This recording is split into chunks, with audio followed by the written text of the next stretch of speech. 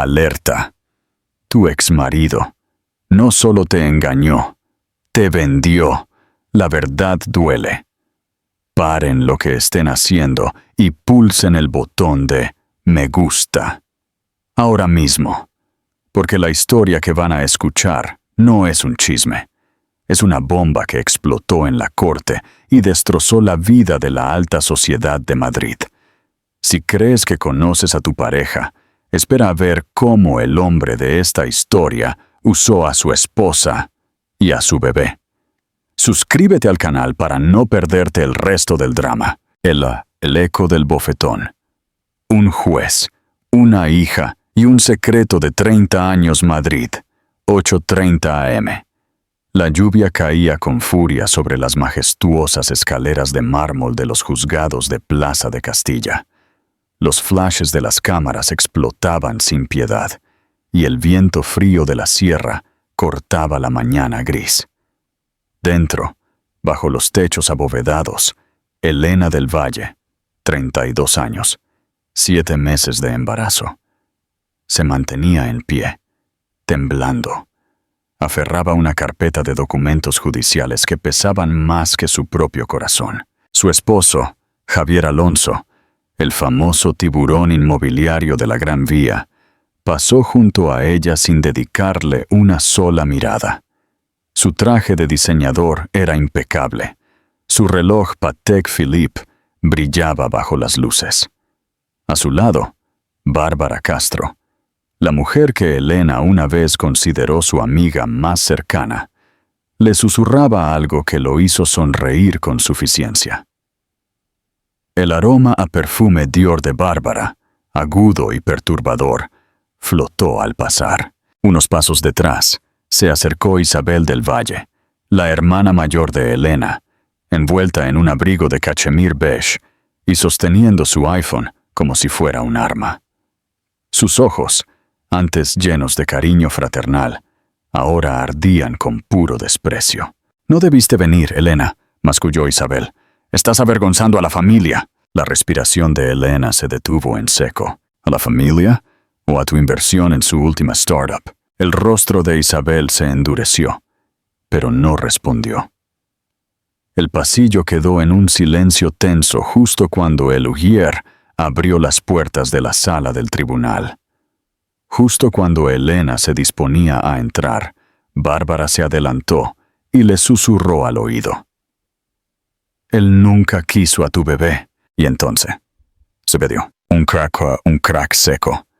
La mano de Bárbara se estrelló contra la mejilla de Elena. El sonido resonó por todo el pasillo de mármol. Hubo jadeos. Antes de que Elena pudiera reaccionar, su propia hermana, Isabel le dio otro bofetón.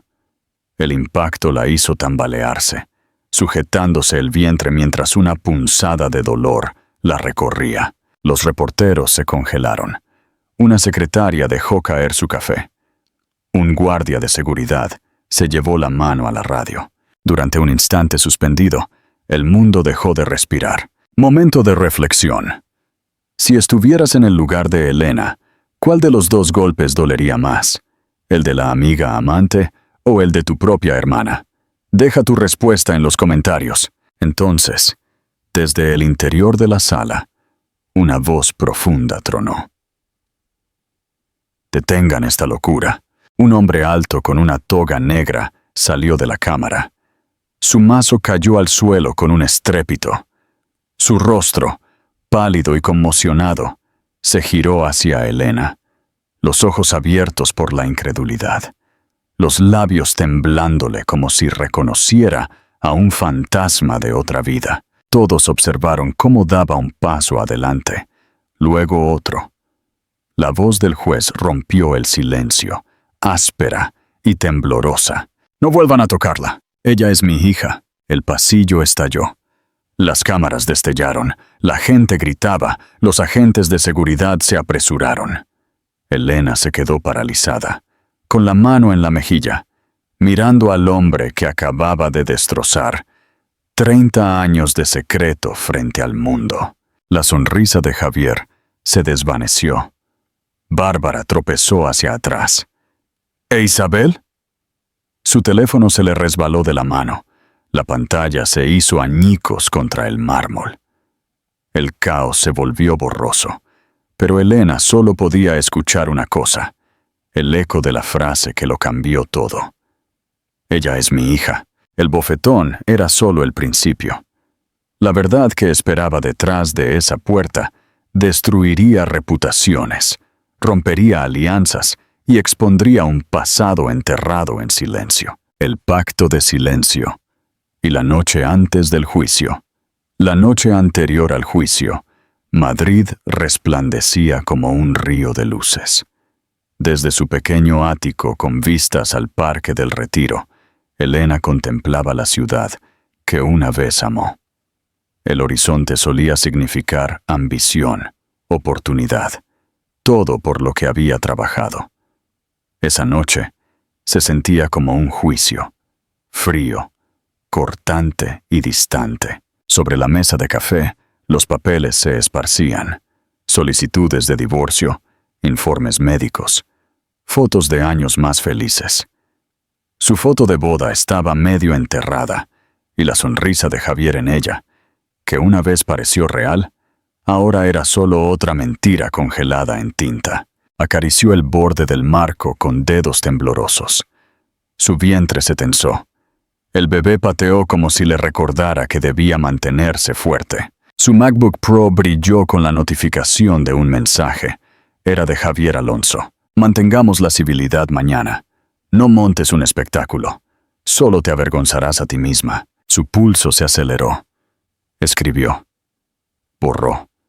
Y volvió a escribir. Hablaré cuando el juez lo pida. Nada más, nada menos. Ella pulsó enviar y apartó el portátil. La habitación se sentía demasiado silenciosa. Se sirvió un vaso de agua, mirando su reflejo en la ventana. Rostro pálido, ojos hinchados, la sombra apenas reconocible de sí misma. Su teléfono vibró de nuevo, esta vez de Isabel, su hermana. Me ha dicho que intentas quitarle todo. No hagas esto, Elena.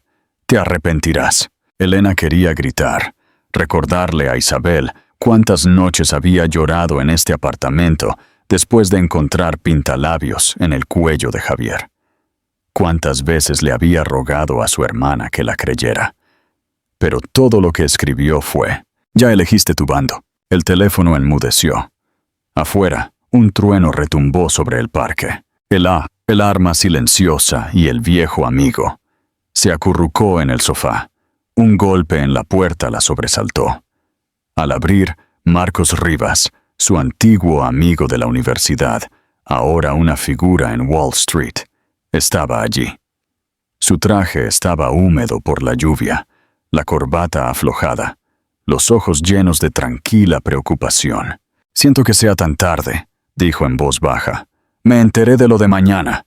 No deberías estar sola esta noche. Elena dudó. Luego se hizo a un lado. El olor a lluvia y café entró con él. No puedo dormir, admitió. Cada vez que cierro los ojos veo su cara. Y la de ella. Marcos recogió uno de los papeles, escaneando un contrato falso que Javier había firmado en nombre de Elena. Falsificó esto, dijo Marcos. No es solo traición, es fraude. Ella se hundió en el sofá. Nadie me cree, ni siquiera mi propia hermana. Él se agachó frente a ella, con los ojos firmes. Yo sí te creo, y no voy a dejar que te destruya. Elena sintió que le picaban los ojos. ¿Por qué me estás ayudando? Marcos esbozó una sonrisa pequeña y triste. Porque una vez, antes de todo esto, fui lo suficientemente estúpido como para dejarte casarte con el hombre equivocado. El silencio inundó la habitación. Marcos metió la mano en el bolsillo de su abrigo y le entregó un pequeño bolígrafo Montblanc. Toma esto, dijo.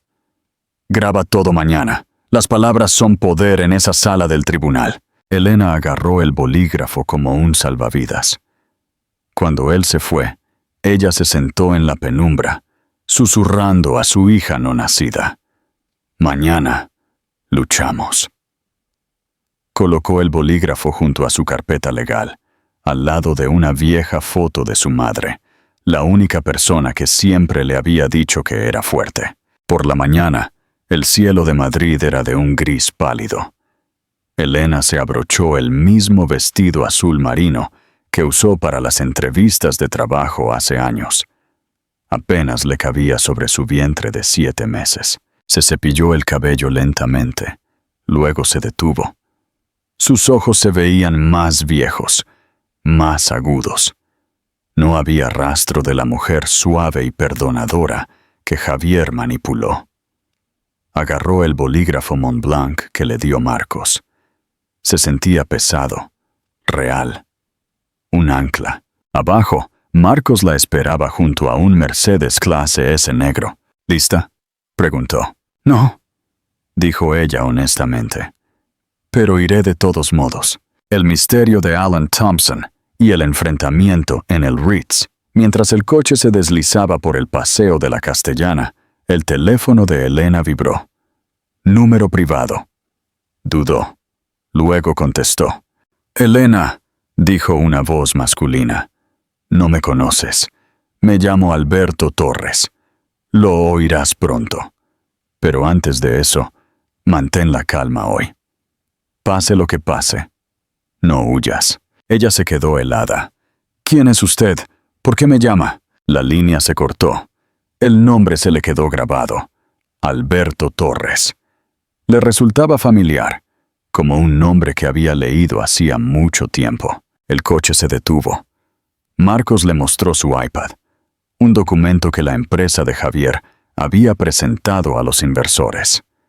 Elena del Valle, consignataria. Yo nunca firmé eso, frunció el ceño. La falsificó, dijo Marcos. Y Bárbara figura como testigo.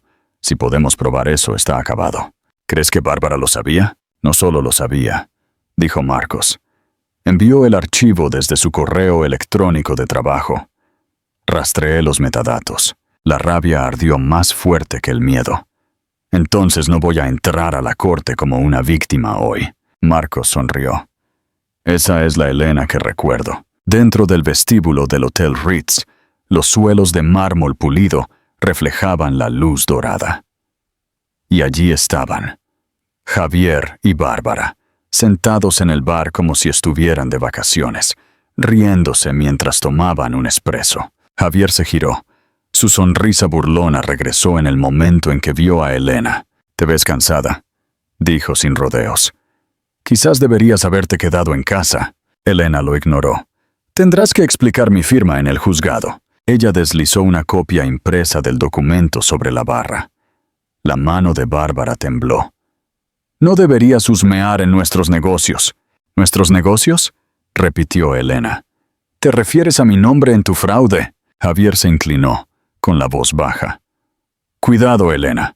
Acusaciones como esa pueden arruinar a la gente». Elena lo miró a los ojos sin parpadear. «Bien, he terminado de proteger el tuyo». Bárbara le agarró la muñeca, con las uñas clavándose.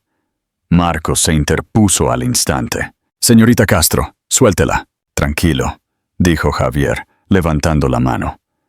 «Está emocional». Elena se soltó, su voz firme.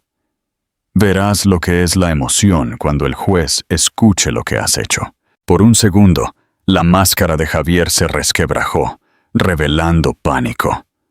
Mientras Elena y Marcos caminaban hacia la salida, ella susurró. «Está asustado». «Y los hombres asustados cometen errores», asintió Marcos. «La verdad en una carta está amarillenta». Esa noche, incapaz de dormir, Elena se sentó en la mesa de su cocina, la lluvia golpeando las ventanas. Su bebé se movió bajo sus costillas. Sus ojos se desviaron hacia una pequeña caja de madera en la estantería del armario. El cofre de su difunta madre. Hacía años que no lo abría. Lo llevó a la mesa, quitándole el polvo como si desenterrara el tiempo. Dentro había fotografías, una pulsera de plata grabada con EB y varias cartas atadas con una cinta azul desteñida. Un sobre destacaba, amarillento y sin enviar, dirigido a señor Alberto Torres, Oficina del Defensor Público, Madrid. Su pulso se aceleró. Lo desdobló con cuidado. La letra era de su madre, curvada y elegante. Alberto, nunca quise irme sin decir adiós. Pensé que lo entenderías, pero no podía arriesgar tu carrera. Me habrían llamado una distracción, tal vez peor. Estoy embarazada, Alberto. No espero nada, solo que recuerdes que una vez hubo amor, honesto y sin adulterar. Por favor, no me busques. M. Elena se quedó congelada. Sus ojos ardían. La fecha era de hace 30 años, meses antes de que su certificado de nacimiento dijera padre desconocido. Alberto Torres. ¿El juez? La voz del teléfono. No podía ser una coincidencia. Se llevó la carta a la carpeta judicial. Algo le decía que podría necesitarla, no como prueba, sino como verdad. Al amanecer, hizo café. Negro y amargo. Mientras bajaba en el ascensor con Marcos, susurró. Marcos, ¿alguna vez has conocido al juez Torres? Él la miró. Una vez, hace años, durante unas prácticas. ¿Por qué? Por nada. Solo curiosidad. Pero dentro de su mente, el pensamiento giraba. Si él era su padre, no sabía que ella existía. Quizás hoy sería el día en que la verdad saldría a la luz. El clímax del mármol y la revelación. Los suelos de mármol del juzgado brillaban bajo los tacones de Elena. El aire de la mañana olía a café y desinfectante, pero debajo, algo más frío. Anticipación. Javier ya estaba allí, sonriendo a un periodista de El Confidencial. Su encanto era natural. Bárbara estaba a su lado, perfectamente pulida con un blazer blanco. Cuando Javier se dio cuenta de su presencia, su sonrisa se desvaneció un poco. «Llegaste», dijo. «Pensé que el estrés te retendría en casa». La voz de Elena era tranquila. «Me subestimas, Javier. Siempre lo hiciste». Bárbara sonrió. «Esperemos que tu bebé no adquiera tus malos hábitos». Marcos se adelantó. «Cuidado, señorita Castro. La prensa está escuchando». Cuando se alinearon para entrar en la sala 3B, Elena le entregó la carta a su abogada, Jaun Alberto Torres, el nombre en la placa de latón de la silla del juez. El juez entró, su toga negra ondeando, su expresión indescifrable. Miró brevemente a la sala y por un instante fugaz. Su mirada se encontró con la de Elena. No era reconocimiento aún. Solo un parpadeo, una pregunta. Pero fue suficiente para detener su respiración. Javier comenzó su actuación. «Su señoría, solo deseo lo mejor para mi esposa y mi hijo». El abogado de Elena se levantó. Antes de que el juez pudiera hablar, Bárbara se inclinó y susurró lo suficientemente alto. «¿Inestable? Eso es generoso». Elena agarró el bolígrafo Montblanc.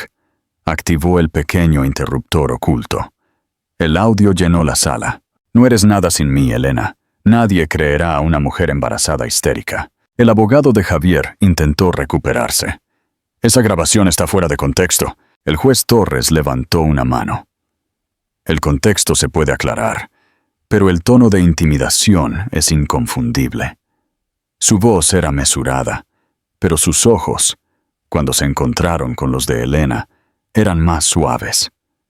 El juez sintió que la reconocía. Luego vino el receso. Cuando la audiencia se reanudó, el juez Alberto Torres estaba visiblemente tenso. Había leído la carta.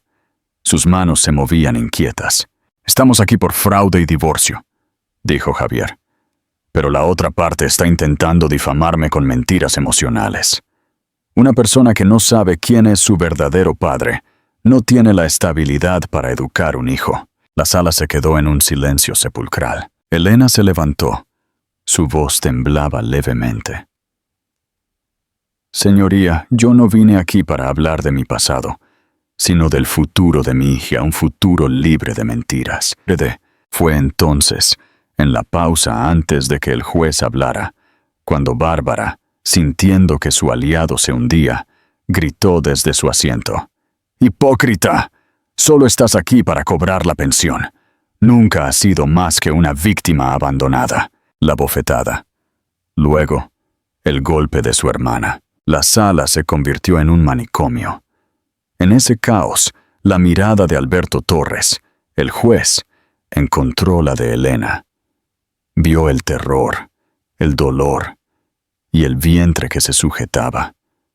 Vio a la madre de la carta. «¡No la toquen!», gritó, su voz desgarrada. «¡Ella es mi hija!». El caos se detuvo. El secreto de 30 años había explotado. El comienzo que merecía. Y los CTAs finales. El juez Torres se recusó. Los cargos contra Bárbara e Isabel por agresión se presentaron. El fraude de Javier se confirmó con las grabaciones y la posterior traición de Bárbara, que intentó salvarse a sí misma. El imperio de Javier se derrumbó en 48 horas. Semanas después, Elena dio a luz a una niña, Gracia. Marcos, que nunca la dejó, estuvo a su lado. Con una mañana soleada en los juzgados, Alberto Torres, ya sin toga, esperó a Elena en las escaleras. Sostuvo a su nieta por primera vez, las lágrimas cayendo sobre el body de la bebé. «Perdí 30 años», dijo en voz baja, «pero no perderé ni un minuto más». Elena miró a su padre, luego a Marcos, que le sonreía con ternura. El dolor no se había ido, pero ahora estaba cubierto por algo más fuerte: el perdón. Perdonó a su hermana, que estaba testificando a favor de la fiscalía. Perdonó el pasado, y se perdonó a sí misma por ser la mujer que Javier había manipulado. Mientras caminaba hacia el coche con su bebé, Elena se dio cuenta de que la justicia no era ruidosa, era silenciosa. Era la paz. La fuerza no siempre ruge, susurró, mirando a su hija. A veces, la fuerza es la voz tranquila al final de la tormenta. Si llegaste hasta aquí, eres increíble. Esta historia nos enseña que a veces nuestro mayor dolor nos presenta a nuestra mayor bendición. Elena no solo ganó una batalla legal, ganó a un padre, una hija y una nueva vida. ¿Qué te ha parecido la revelación del juez? ¿Fue la decisión correcta? Dímelo en los comentarios. Y si esta historia te dio esperanza, compártela con ese amigo que necesita un recordatorio de que la verdad siempre sale a la luz. Dale a me gusta si crees que la justicia es tranquila. Y no olvides suscribirte para más historias que te dejarán sin aliento. Nos vemos en el próximo video. El silencio de la paz, 6 meses después de la tormenta. Bienvenidos de nuevo, supervivientes. Si pensaban que el final del juicio de Javier Alonso era el final de la historia de Elena, piensen de nuevo. La justicia es un proceso. La curación, una aventura. No olvides darle a me gusta y suscribirte si quieres seguir viendo cómo Elena reconstruye su vida. Seti, un otoño de oro en el retiro. 6 meses habían pasado desde que el juez Alberto Torres se había despojado de su toga por última vez para abrazar a su nieta, Gracia. Madrid había entrado en un otoño de oro. Los colores en el Parque del Retiro eran tan vibrantes que parecían un lienzo pintado para celebrar la paz. Elena del Valle empujaba el carrito de bebé por los caminos tranquilos del parque. Gracia, envuelta en un suave arrullo de lana, dormía plácidamente. El aire fresco y crujiente de la mañana olía a tierra húmeda y a hojas secas. Era la misma ciudad que había sido testigo de su humillación, pero ahora se sentía diferente. Se sentía suya. Se detuvo en un banco cerca del estanque, el mismo banco donde meses atrás se había sentado temblando de miedo, agarrando la carta de su madre. Ahora se sentaba con el corazón ligero y la calidez de su hija en sus brazos. Una sombra cayó sobre ella. «Siempre eliges el mismo banco», dijo Marcos Rivas, apareciendo con 2 tazas de café humeantes. «¿Costumbre?», Elena sonrió. «Más bien, lugar de sanación». Él se sentó a su lado, entregándole una taza. «Café con leche y extra de canela. No digas que no presto atención». «Estás aprendiendo», rió ella suavemente. Se quedaron en silencio, observando cómo los patos se deslizaban sobre la superficie del estanque. Gracia se movió un poco, su diminuto puño agitándose en sueños.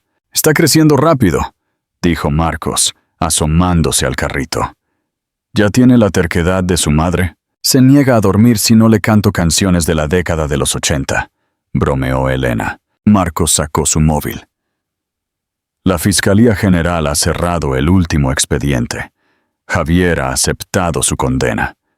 No habrá más apelaciones. Su empresa está en liquidación». Elena exhaló. El último nudo en su pecho se desató. «Entonces, de verdad ha terminado». «Ha terminado», confirmó él. El mundo finalmente pasó página. Elena miró el estanque, los círculos en el agua atrapando la luz. «Es gracioso, ¿verdad? Todos dijeron que estaba arruinada. Pero todo ese dolor me dio algo que ellos nunca tendrán». Marcos inclinó la cabeza. «¿Qué es?». Ella sonrió. «Libertad, Tete, la cena de la redención y la hermana pródiga». Esa misma noche, Elena y Gracia se encontraron con Alberto Torres en un pequeño bistró escondido en un callejón de la calle Mayor. Sin reporteros, sin flashes, solo un padre, una hija y una nieta, buscando el ritmo de algo completamente nuevo. «Solía pasar por aquí todas las noches después de la corte», dijo Alberto sonriendo. «Siempre pensé que era demasiado caro para un juez». Elena se rió. «Supongo que ambos nos subestimamos». Se puso serio. «Dejé la judicatura para siempre. Enseñaré derecho en la Universidad de Complutense. Ética, irónicamente. Quiero ayudar a los jóvenes abogados a ver que la verdad no siempre es en blanco y negro». Elena tomó su mano sobre la mesa. «Así es como mamá hubiera querido que hicieras las paces». En ese momento, su móvil vibró. Era un mensaje de Isabel, su hermana. «Elena, estoy en un café cerca. ¿Podemos hablar? Necesito que me veas. Estoy sola». Elena miró el mensaje, luego a su padre. Alberto asintió, su mirada comprensiva. «Ve», dijo suavemente. «La paz también se construye». Dejó a Gracia con Alberto y fue a encontrar a su hermana. Isabel estaba en una esquina, sin maquillaje. Vestida de manera sencilla, parecía una sombra de la mujer que había sido. «No pensé que vendrías», dijo Isabel, con voz temblorosa. «Estoy aquí», dijo Elena, sentándose. «¿Cómo estás?» «Mal. Mi marido me dejó. Perdí mi inversión. Y estoy testificando a favor de la fiscalía mañana. Javier ha destruido todo lo que teníamos». Elena la miró a los ojos. «Tú ayudaste a que te destruyera. Elegiste el dinero antes que a mí». Las lágrimas de Isabel brotaron. «Lo sé. Pensé que me salvaría, que arreglaría mis deudas. Resultó que solo era bueno para romper a la gente. Lo siento, Elena. No merecías nada de eso. No me odies para siempre». Elena suspiró. El dolor punzante se suavizó. «No te odio, Isabel. Solo espero que encuentres la paz.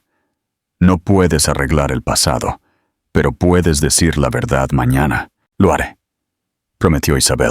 Cuando Elena regresó al bistró, la cara de su padre se iluminó. Él ya sabía. «¿Y bien?» «Ella está intentando hacer lo correcto», dijo Elena. «Y yo he terminado de cargar con su culpa». Al salir, el viento frío se había calmado. Alberto dijo: «Ahora que lo tienes todo, ¿qué es lo siguiente?». Elena miró a su padre, luego a Gracia en el cochecito. «Estoy escribiendo unas memorias, no sobre lo que él hizo, sino sobre lo que sobrevivió. Mamá solía decir, Cuenta la historia para que nadie olvide cómo te levantaste. Será un bestseller, dijo Alberto, orgulloso. Quizás. Pero solo quiero que Gracia sepa que su madre no se rompió. Visto. El final del juego y la elección. 3 semanas más tarde, el cielo sobre Madrid era de un azul penetrante. El día del testimonio de Isabel. Elena estaba en su apartamento, vistiéndose. El móvil sonó. Marcos. Últimas noticias, dijo su voz al otro lado. El Tribunal Supremo ha emitido la sentencia final de Javier. 10 años, sin posibilidad de fianza. Ha perdido todo. Es oficial. Elena se sentó. Se acabó. Completamente. Completamente, confirmó Marcos. Un pensamiento fugaz la invadió. Venganza. Pero no sintió nada más que vacío. La justicia no sabía a victoria, sino a agotamiento. Más tarde, mientras esperaba a Marcos para ir a dar un paseo, él le entregó una pequeña caja de Tiffany. Lo compré antes de todo el caos, dijo. No es lo que piensas. Dentro había un delicado colgante de plata con forma de pluma. Por la fuerza, dijo. Te lo has ganado. Elena tocó el dije, sonriendo suavemente. Gracias. El momento se estiró entre ellos. No había habido un beso, ni una palabra sobre el futuro. Solo una comprensión profunda. La habían despojado de todo, pero Marcos nunca la trató como una víctima. Él siempre vio a la guerrera. Elena tomó su mano, su voz baja. Marcos, gracias por creerme cuando nadie más lo hizo. Él la miró por un largo momento, con ojos amables. No necesitabas que yo creyera en ti, Elena. Solo necesitabas un recordatorio de que tú ya podías hacerlo. Ella sonrió, empujando el carrito. Caminaron por el parque, el sol cálido en sus rostros. ¿Te preguntas alguna vez, Omar? Preguntó Elena. ¿Por qué todo tuvo que desmoronarse antes de mejorar? Marcos la miró. Porque a veces tienes que quemar el mundo viejo para ver la luz en las cenizas. Ella asintió, con la mano en el cochecito. Entonces, tal vez las cenizas valieron la pena. Iquis, el legado tranquilo. Conclusión y CTAs finales. 2 meses después, Elena, Gracia y Marcos estaban en el aeropuerto Adolfo Suárez. Marcos había organizado un viaje a un pequeño pueblo de la costa gallega, lejos del glamour y el drama de Madrid. Isabel se acercó tímidamente. Había cumplido su servicio comunitario y se veía más saludable. En paz. He venido a despedirme, dijo. Gracias por venir, dijo Elena. Isabel miró a Gracia. Prometo que seré una tía fuerte. Se lo debo. Elena sonrió. Eso es todo lo que Gracia necesita. Mientras esperaban la llamada de embarque, Marcos tomó la mano de Elena. ¿Estás lista para el comienzo que te mereces? Preguntó. Elena miró a la concurrida terminal, a las luces, a la gente que se dirigía a sus propias historias. Ya no tenía miedo. No, no estoy lista, pero voy de todos modos. Y por primera vez, irse no se sintió como huir, se sintió como una elección. Finalmente, amigos, la historia de Elena del Valle ha llegado a su fin. Ella aprendió que la fuerza no está en evitar las caídas, sino en decidir cómo levantarse. Javier está donde debe estar, y Elena está libre. ¿Qué te pareció el destino final de Isabel? ¿Crees que Elena y Marcos deberían dar el siguiente paso? Queremos saber tu opinión en la caja de comentarios. La vida, como un juicio, siempre presenta pruebas. Elena nos demostró que puedes enfrentar la traición, el miedo y la soledad con gracia y con la cabeza en alto. Si su viaje te inspiró a dejar de ser una víctima y empezar a ser una superviviente, deja tu me gusta. Comparte este video para recordarle a alguien que la verdadera sanación es silenciosa, pero duradera. Y si aún no lo has hecho, suscríbete para unirte a nuestra comunidad de luchadores. X, el renacer gallego, luces del Atlántico y nuevos horizontes. Atención, familia. Después de la tormenta en Madrid, Elena y Marcos se embarcaron en un nuevo capítulo en Galicia, la tierra de las meigas y los faros solitarios. Pero, ¿puede el amor florecer a la sombra de un pasado tan turbulento? Pulsa me gusta y comenta si crees que Marcos es el verdadero premio de Elena. Suscríbete para seguir la historia de esta nueva familia. 1. El faro y la calma. El pueblo costero gallego de Fisterra, fin de la tierra, se convirtió en el refugio de Elena. Se instalaron en una pequeña casa de piedra con vistas al Atlántico.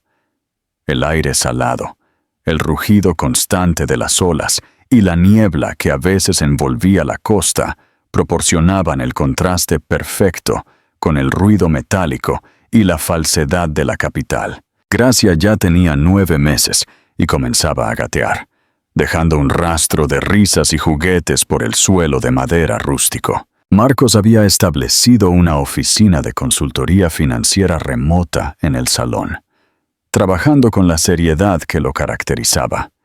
Pero ahora, al final del día, su traje Armani se cambiaba por jerseys de lana gruesa, y la bolsa de Nueva York se reemplazaba por paseos por la playa con Elena. Una tarde, mientras la luz anaranjada se derramaba sobre el mar, Elena y Marcos estaban sentados en el porche,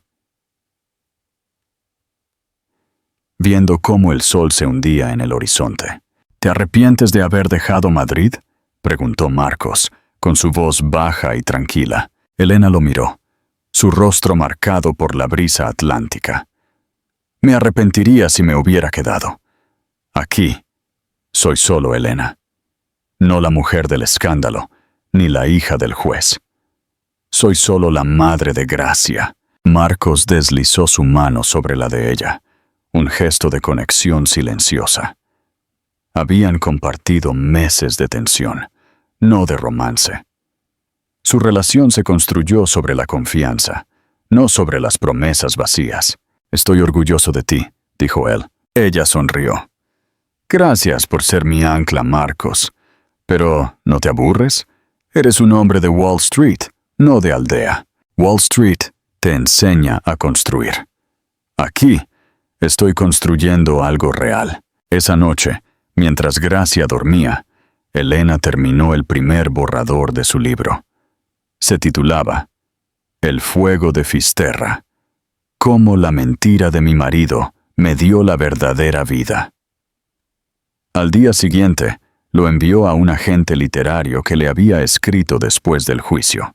Capítulo 2. La visita de Isabel y el perdón completo. Un mes después, el sonido de un coche desconocido rompió la tranquilidad de Fisterra.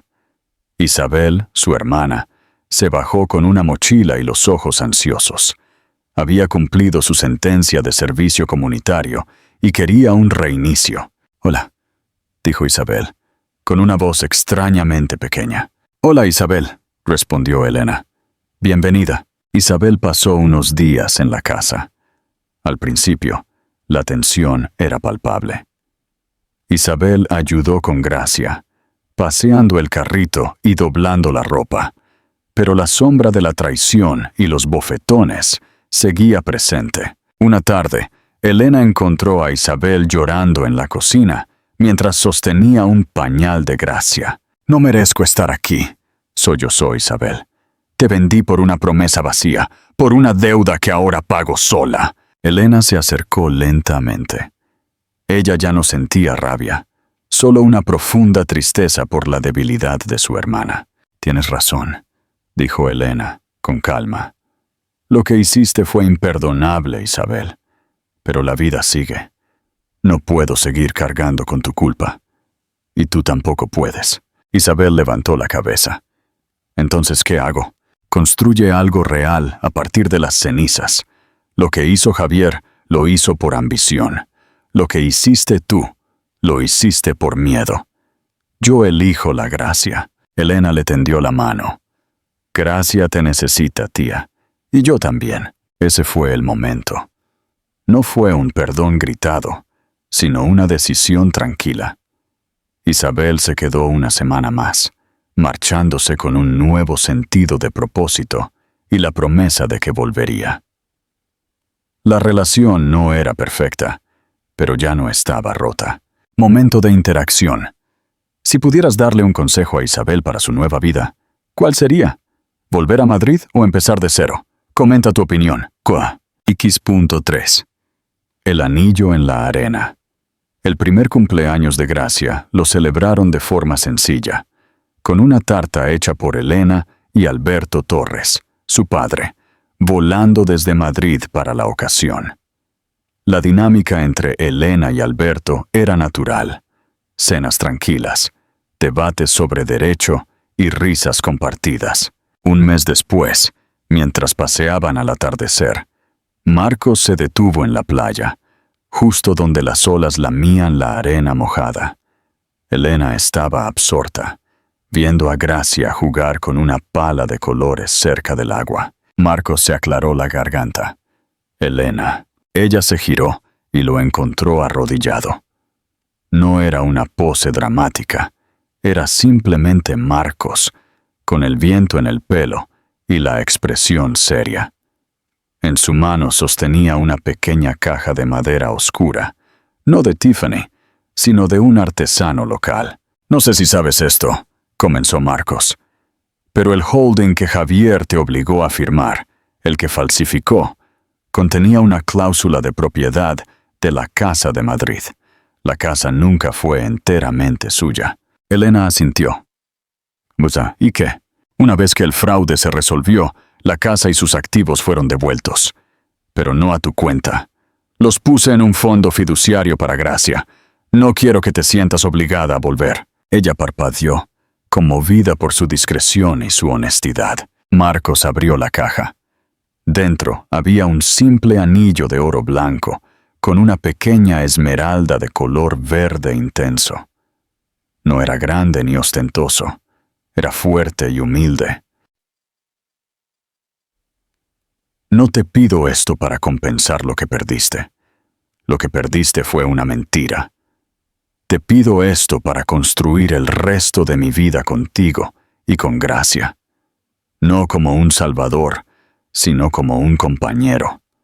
No hay más cámaras ni titulares. Solo nosotros. Elena sintió que las lágrimas le picaban los ojos, una sensación que ahora solo acompañaba a la alegría. Ella se arrodilló para estar a su altura, el viento moviendo su cabello. Javier me pidió matrimonio en un yate, rodeado de champán y paparazzis. Susurró. Tú me lo pides en la Finis Terrae, con la marea alta, el olor a salitre y un anillo que parece la verdad. Sí, Marcos, sí quiero. Él sonrió, un brillo genuino en sus ojos que nunca había visto en Javier. Le puso el anillo, y por primera vez, Elena sintió que no estaba recuperando algo, estaba creando algo. X.4. Epílogo. La luz que permaneció. 2 años más tarde, la vida de Elena del Valle se había estabilizado. Se había casado con Marcos en una ceremonia íntima junto al faro, con Alberto y una reformada Isabel como testigos. Su libro, El fuego de Fisterra, se convirtió en un éxito de ventas, un faro de esperanza para otras mujeres atrapadas en el abuso económico. Gracia, de 2 años y medio, corría por el jardín. Su risa era el sonido de la paz. Una tarde, mientras Elena y Marcos veían a Gracia jugar, Elena se recostó en su hombro. ¿Crees que la gente olvida?, preguntó. Marcos besó su frente. Madrid olvida. El Atlántico recuerda, pero sana. Tú ya no eres el escándalo, eres el renacer. Elena se dio cuenta de que su verdadero final feliz no era la ausencia de problemas, sino la presencia de la fuerza para enfrentarlos. La fuerza no estaba en la venganza, sino en la capacidad de amar y reconstruir después de que todo se hubiera quemado. Amigos, esto ha sido un viaje increíble. Esperamos que la historia de Elena les recuerde que no importa cuán oscura sea la tormenta, siempre hay una luz en el horizonte. El final de Javier no fue su victoria fue su capacidad de decir sí a la vida de nuevo. Si esta historia te ha conmovido, es momento de actuar. Suscríbete al canal. No te pierdas más historias de luchadores como Elena. Comenta. ¿Cuál crees que será el próximo gran proyecto de Elena? Comparte. Ayuda a difundir el mensaje de que el perdón es la libertad final. Gracias por ser parte de esta comunidad. Nos vemos pronto.